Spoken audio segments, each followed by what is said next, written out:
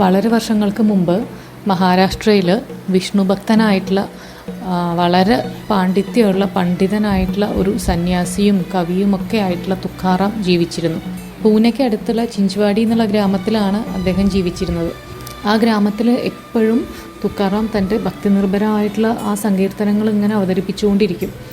ചിലപ്പോൾ ഈ ഭജനകൾ ചിലപ്പോൾ പുലർച്ചെ വരെയൊക്കെ നീണ്ടു നിന്നു വരും. ആ ഗ്രാമത്തിലുള്ള എല്ലാവരെയും അത് ആകർഷിച്ചിരുന്നതുകൊണ്ട് തന്നെ അവരൊക്കെ അതിൽ പങ്കെടുക്കുകയും ചെയ്തിരുന്നു.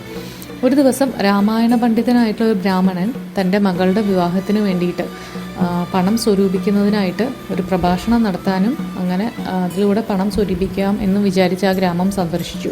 പക്ഷെ അവിടെ എത്തിയപ്പോഴാണ് മനസ്സിലായത് ആ ഗ്രാമവാസികളൊക്കെ 8 മണിയോടുകൂടി മാത്രമേ രാവിലെ അവരുടെ ദിവസം ആരംഭിക്കുകയുള്ളൂ എന്നുള്ളത്. അദ്ദേഹം വിചാരിച്ചു ഇനിയിപ്പോൾ അത് അലസത കൊണ്ടാണോ ഈ ജനത മുഴുവൻ ഇങ്ങനെ ആയിപ്പോയിരിക്കണമെന്ന്. പക്ഷെ അന്വേഷിച്ചപ്പോഴാണ് മനസ്സിലാവുന്നത് എല്ലാ ദിവസങ്ങളിലും രാത്രി തുക്കാറാമിൻ്റെ ഈ ഭജനകളും കീർത്തനങ്ങളും ഒക്കെ കാരണം ഗ്രാമവാസികൾ വൈകിയാണ് ഉണർന്നിരുന്നത് എന്നുള്ളത്. അങ്ങനെ ഗ്രാമവാസികൾക്ക് ചിലപ്പോൾ തൻ്റെ പ്രഭാഷണത്തിൽ ഇനി താല്പര്യം ഉണ്ടാവാൻ സാധ്യതയില്ല എന്ന് മനസ്സിലാക്കിയ ബ്രാഹ്മണൻ പോകാൻ തീരുമാനിച്ചു. ഇതിനെക്കുറിച്ച് കേട്ടപ്പോഴാണ് തുക്കാറാം ബ്രാഹ്മണൻ്റെ അടുത്തേക്ക് പോയിട്ട് സാഷ്ടാംഗം പ്രണമിച്ച് പറയുകയാണ്. രാമായണ പ്രഭാഷണം നടത്താൻ അദ്ദേഹത്തോട് അഭ്യർത്ഥിച്ചു. ഗ്രാമവാസികളോടൊപ്പം താനും ശ്രദ്ധയോടെ കേൾക്കുമെന്ന് വാഗ്ദാനം ചെയ്തു. അപ്പോൾ ഇത് കേട്ടപ്പോൾ ബ്രാഹ്മണന് വളരെ സന്തോഷമായി. 45 ദിവസത്തേക്ക് വിശദമായിട്ടുള്ള പ്രഭാഷണം നടത്താൻ അദ്ദേഹം സമ്മതിച്ചു. ഈ കാലയളവിൽ ഗ്രാമത്തിലെ ഒരു പിശുക്കൻ ഗ്രാമവാസികൾ തന്നോട് സംഭാവന ചോദിക്കുന്നുള്ള ഭയത്തോടുകൂടി പ്രഭാഷണത്തിൽ പങ്കെടുത്തുമില്ല, ഭാര്യയും അതിൽ പങ്കെടുക്കാൻ സമ്മതിച്ചില്ല. അങ്ങനെ ഇത് ഒഴിവാക്കാൻ പ്രഭാഷണം അവസാനിക്കുന്നതിന് മുമ്പ് അദ്ദേഹം ഗ്രാമം വിട്ടു. സംഘാടകർ സംഭാവനകൾ ശേഖരിക്കെത്തിയപ്പോൾ പണം നൽകാൻ കഴിയാണ്ട് അയാളുടെ ഭാര്യ അവിടെ ഇരിക്കുന്ന ഒരു പഴയൊരു പാത്രമാണ് അവർക്ക് സംഭാവനയായിട്ട് നൽകിയത്.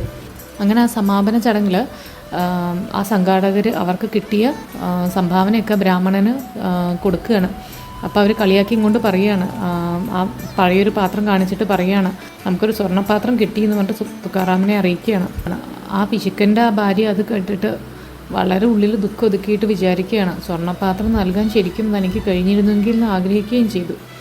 തുക്കാറാം അവരുടെ ആ ഹൃദയത്തിൻ്റെ ആത്മാർത്ഥത മനസ്സിലാക്കിയിട്ട് ആ ഒരു പഴയ പാത്രത്തിനെ സ്വർണ്ണപാത്രമാക്കിയിട്ട് മാറ്റി. ഈയൊരു തുക്കാറാമിൻ്റെ ഈ ഒരു പ്രവൃത്തിയിൽ ആ പിശുക്കൻ്റെ ഭാര്യ അത്യധികമായിട്ട് സന്തോഷിച്ചു. കാരണം അവരുടെ മനസ്സിൽ അത്രത്തോളം വിചാരിച്ചിരുന്നു ഒരു സ്വർണ്ണപാത്രം കൊടുക്കാൻ കഴിഞ്ഞിരുന്നെങ്കിൽ. അതുപോലെ തന്നെ ആ രാമായണ പാരായണം നടത്തിയിട്ട് കിട്ടിയ സംഭാവനകൾ കൊണ്ട് ആ ബ്രാഹ്മണൻ തൻ്റെ മകളുടെ വിവാഹം നടത്താനായിട്ട് വീട്ടിലേക്ക് മടങ്ങി.